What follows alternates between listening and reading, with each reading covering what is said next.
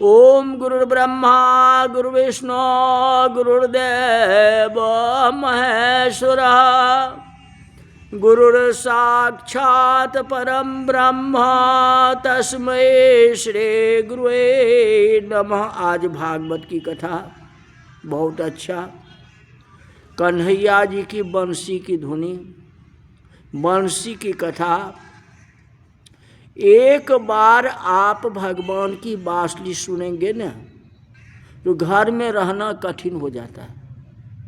उनकी बंसी में बहुत बड़ी ताकत है, उनकी बंसी में बहुत बड़ी महिमा है। जी एक बंसी के टेर में 16,108 पटरानी आ जाती थी। एक बंसी की टेर में कितने गाय है, कितने देवी देवता है, सबको बस कर ली। हाँ, इतनी बड़ी महिमा बंसी की है।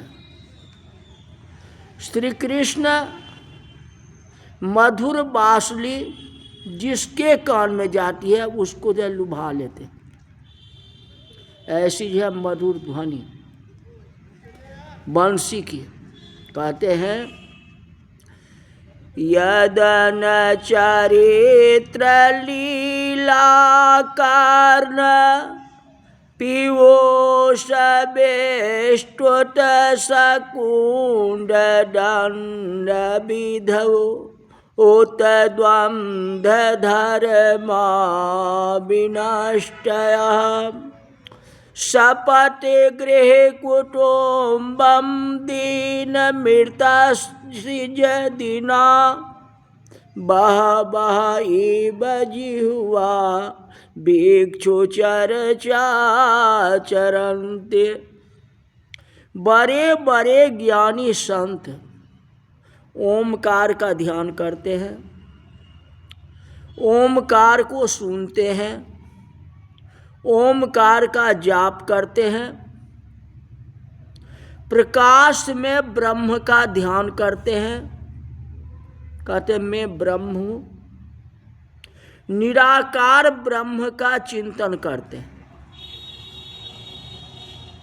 श्री कृष्ण की बांसुरी कान में आने के बाद वे निराकार का ध्यान छोड़ देते हैं। ऐसी मधुर बांसुरी कौन बजाता है? ज्ञानी पुरुष निराकार ब्रह्म का जप ध्यान करते हैं तो उनको इंद्रिय रूपी दरवाजा बंद करना पड़ता है। कहते हैं जो इंद्रिय रूपी दरवाजे से विषय रूपी पवन अंदर घुस जाता है और ज्ञान रूपी दीपक को बुझा देती है। इसीलिए इंद्रिय रूपी दरवाजे को बंद रखते हैं, पवन अंदर आए नहीं। श्री कृष्ण की मधुर बांसुरी सुनने के बाद ज्ञानी पुरुष को भी समाधि लग जाती है।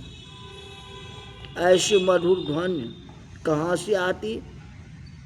कहते नाक पकड़ना नहीं, प्राणायाम करना नहीं, आंख बंद करनी नहीं, खुली आंख में ही समाधि लग जाती है। आंख बंद करने के बाद जिसका मन अस्थिर रहता है वो जब आंख खोलता है तो मन चंचल हो जाता है। श्री कृष्ण की बांसुरी में ऐसी शक्ति है कि एक बार जो भगवान की बांसुरी सुनता है तो बड़े बड़े ज्ञानी पुरुष भी निराकार ब्रह्म का ध्यान छोड़ देते हैं, श्री कृष्ण के लिए पागल हो जाते हैं। ऐसी मधुर धुनी कहाँ से आ रही है? मुझे श्री कृष्ण को देखना है, श्री कृष्ण के साथ एक होना है। राधा कृष्ण राधा कृष्ण राधा कृष्ण कीर्तन करते हुए श्री धाम वृंदावन में जाते हैं। बड़े बड़े राजा जो राजमहल में सुख से रहते हैं, श्री कृष्ण की बांसुरी उनके कान में आई तो राजमहल का सुख छोड़ करके उनमें ध्यान लगा लेते हैं कि राजमहल का सुख छोड़ के वह पागल हो जाते हैं। श्री कृष्ण की मिलने की तीव्र इच्छा होती है। श्री कृष्ण की मधुर बांसुरी जिसने सुनी उसको संसार का सब सुख तुच्छ हो जाता है। श्री कृष्ण अपनी अलौकिक सौंदर्य से आँख का आकर्षण करते हैं, बांसुरी से कान को आकर्षण करते हैं। गोपी मेरा दर्शन करे, गोपी मुझे ही सुने, गोपी मुझे मन में रखे, गोपी मेरे से बात करे। इंद्रियों की शक्ति संसार के विषयों में बह जाती है। मरने के बाद किसी को मुक्ति मिलती है, यह कहने के लिए आता है मुझे मुक्ति मिली। मरने के प्रथम जिसकी मुक्ति का आनंद मिलता है उसको मरने के बाद मुक्ति मिलती है। इस तरह से वह भगवान का नाम है और भगवान के नाम में सब कुछ है। वह बांसुरी में वह शक्ति है जो किसी को बस में कर लेते हैं। श्री कृष्ण के पास में कुछ नहीं है, दो ही अस्त्र हैं, एक सुदर्शन चक्र और दूसरा बांसुरी। यही दो वस्तु पर इतनी बड़ी लीला महाभारत को रचा दिए। कितना कौरव पांडव के क्या हुआ कैसे आप जानते ही हैं, और कितने राक्षसों को मार दिए और कितने को मन को मोह लिए, एक बंसी की धुन से और एक सुदर्शन चक्र के बदौलत से। अब आती है माखन चोरी का लीला। सुखदेव जी महाराज वर्णन करते हैं, राजन धीरे धीरे बाल कृष्ण जी बड़े हो गए। कितने बड़े हो गए? 5 वर्ष के हो गए। ग्वाल बाल मित्रों के साथ खेलने के लिए जाते हैं। श्री कृष्ण का मित्र प्रेम अलौकिक है। गरीब ग्वाल बालों के साथ प्रेम करते हैं। ये ग्वाल जो है पढ़े लिखे नहीं है, छल कपट नहीं जानते, सीधा साधा हैं, अपना कमा करके खाते पीते हैं और सादा भोजन करते हैं। संतोषी है, गरीब है, भोले भाले हैं। भगवान को ये ग्वाल बाल मित्र बहुत प्रिय है। मधु मंगल, मन सुखा, श्री दामा, तोष, श्री कृष्ण की ये सब बाल मित्र हैं और मित्रों के साथ प्रेम करते हैं। श्री कृष्ण बालकों के साथ जब खेलते हैं तो ग्वाल बन करके खेलते हैं। मैं आपके जैसा ही ग्वाला हूं, मैं आपका मित्र हूं। मन सुखा, दुबला पतला। श्री कृष्ण ने मनसुखा के कंधे पर हाथ रखते हैं और मनसुखा को कहा कि मनसुखा तुम मेरे मित्र हो। मन सुखाने के लिए मस्तक हिलाया और कहा हाँ मैं मित्र हूं। वह बहुत दुर्बल था, उनके शरीर की हड्डियां भी गिन सकते हैं, इतना था। श्री कृष्ण ने कहा मेरा जो मित्र है वह मेरे जैसा पुष्ट होना चाहिए। तुम तगड़े क्यों नहीं होते? तुम भी हिष्ट पुष्ट हो जाओ। ऐसा दुबला मित्र मुझे अच्छा नहीं लगता। जीव और ईश्वर की अनादिकाल से मैत्री है। ईश्वर की ऐसी इच्छा है कि जीव मेरे जैसा हो जाए। श्री कृष्ण ने मनसुखा को कहा तुम मेरे जैसा हो जाओ, रिष्ट पुष्ट हो जाओ। ऐसा दुबला मित्र मुझे अच्छा नहीं लगता, तुम बहुत दुबले हो।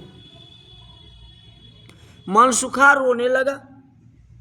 मनसुखा ने कहा कि कन्हैया, तुम तो राजे के बेटे हो, तुम्हारी मैया तुम्हें मलाई माखन सब दिखाई खिलाई होगी, इसलिए तुम तगड़े हो गया।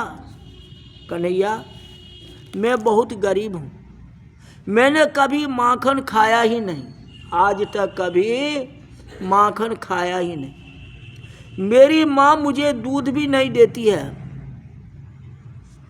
मुझे पीने के लिए छाछ केवल देती है, मैं छाछ पी करके रहता हूँ, कभी मैंने माखन खाया ही नहीं, दूध पीता ही नहीं, तो मैं तगड़ा कैसे हो जाऊं, मैं तो गरीब हूं। मेरी माँ दूध और माखन बाजार में बेचने के लिए ले जाती है और मुझे जरा भी नहीं देती है। 2-3 महीना मुझे रोज कोई माखन खिला दे तो फिर मैं तगड़ा हो जाऊंगा। मेरे जैसे गरीब को कौन माखन देगा। मनसुखा वास्तव में बहुत गरीब था, रोने लगा। श्री कृष्ण मनसुखा को समझाते हैं कि रोना नहीं, मैं तुम्हारा मित्र हूं, कल से मैं रोज तुम्हें माखन खिलाऊंगा। मनसुखा ने कहा, कन्हैया, रोज तुम कैसे माखन खिलाओगे,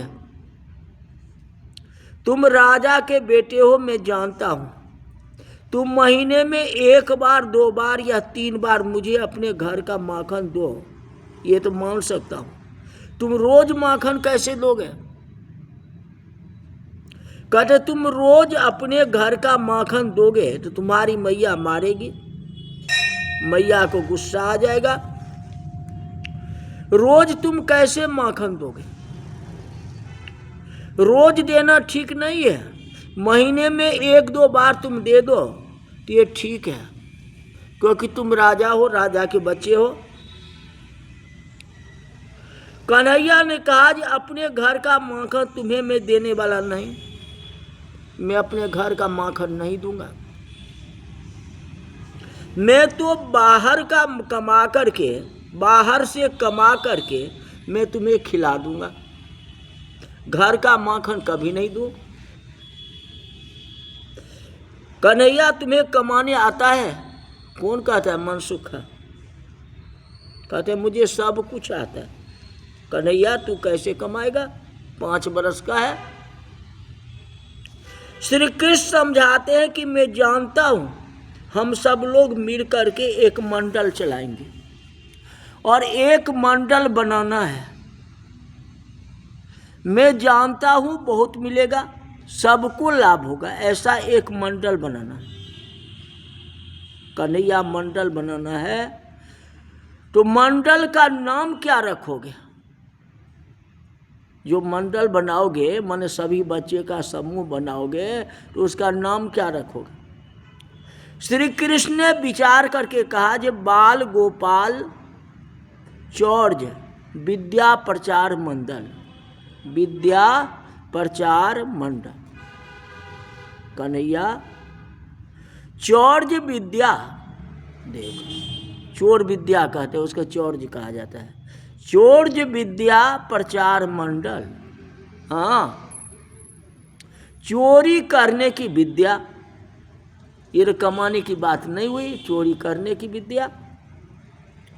चोरी करेंगे तो लोग हमको मारेंगे और पकड़ लेंगे, तू अभी से चोरी करना सिखाता है। कन्हैया ने कहा कि घबराना नहीं, मेरे गुरु ने मुझे एक ऐसा मंत्र दिया है कि यह मंत्र मन में बोलना, मंत्र को मन में जाप करता हुआ जो चोरी करेगा उसे कोई देखेगा ही नहीं, उसको कोई पकड़ ही नहीं सकता है, और कदाचित पकड़ में आए तो पकड़ से छूट जाएगा, ऐसा एक मंत्र है। मैं जानता हूँ। कन्हैया तुम मंत्र भी जानते हो? क्या मंत्र है?